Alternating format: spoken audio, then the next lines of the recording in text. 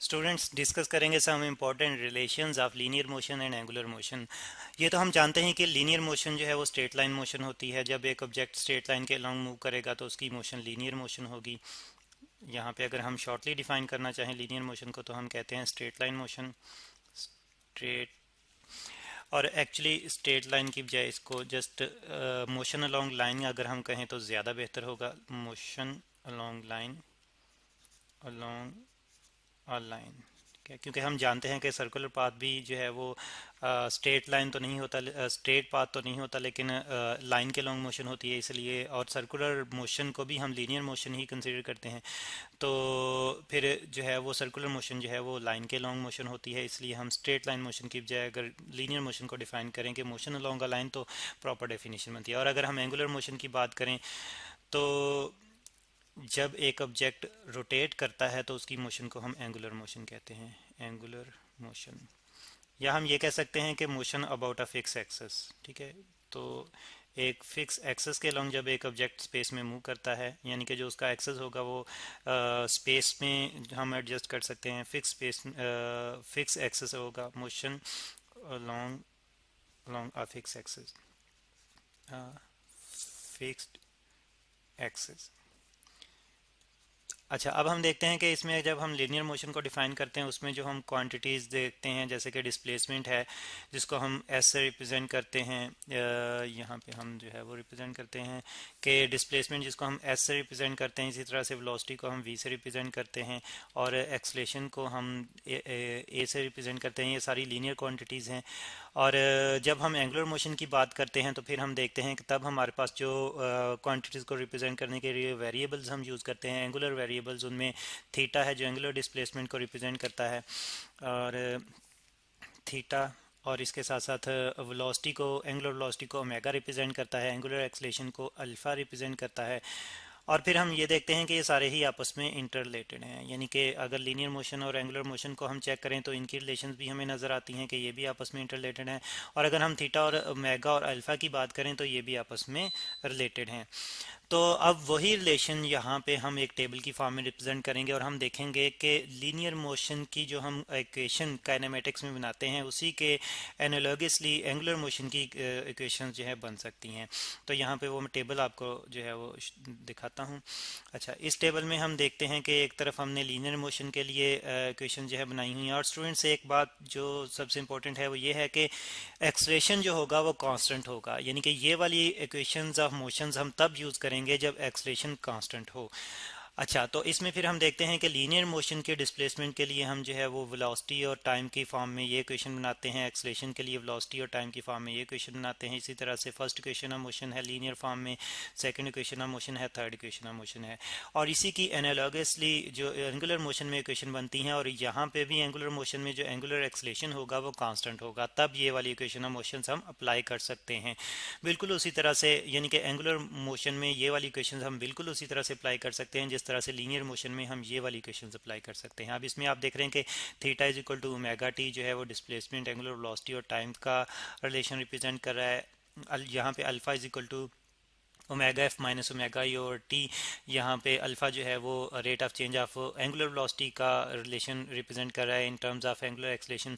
और यहाँ पे हम first equation of angular motion देख रहे हैं, और यहाँ पे second equation of angular motion है, और यहाँ पे third equation of angular motion है।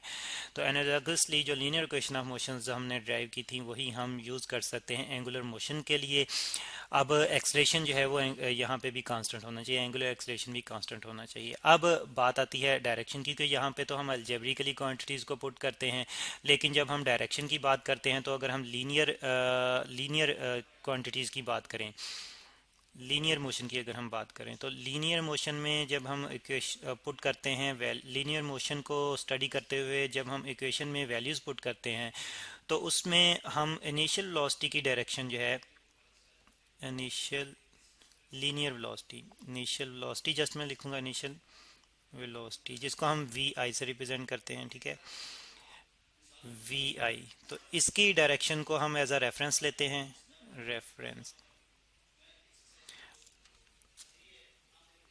और फिर हम देखते हैं कि जो बाकी क्वांटिटीज़ हैं, अदर क्वांटिटीज़ हैं, जैसे कि फाइनल वेलोसिटी है या एक्सलेशन है, तो क्वांटिटीज़ तो उनकी डायरेक्शन फिर हम चेक करते हैं, अगर तो वो सेम डायरेक्शन वही डायरेक्शन है उन क्वांटिटीज़ की भी जो कि इनिशियल वेलोसिटी की है, तो तब हम उसको तब हम उनकी वैल्यूज़ पॉजिटिव पुट करते हैं। और अगर उनकी डायरेक्शन जो है वो अपोजिट है to the direction of initial velocity, तब हम उन क्वांटिटीज़ को की वैल्यू नेगेटिव पुट करते हैं।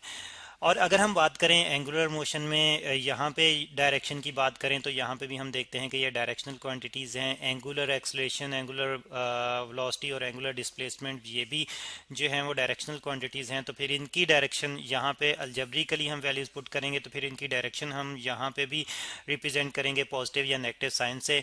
और यहाँ पे फिर हमारे पास दो तरह के मेथड हैं डायरेक्शन को चेक करने के। एक तो ये है कि अगर अगर एंगुलर मोशन जो है, जिसको हम रोटेशनल मोशन यहाँ पे कह सकते हैं, रोटेशनल रोटेशनल मोशन मोशन अगर ये रिलेटेड है, यानी कि अगर ये यहाँ पे सॉरी रोटेशनल मोशन के साथ लीनियर मोशन भी जो है हमें रिप्रेजेंट हो रही है, ठीक है, यानी कि प्योर रोटेशनल मोशन नहीं है बल्कि साथ में लीनियर भी जो है वो हमें नज़र आ रही है, लीनियर मोशन।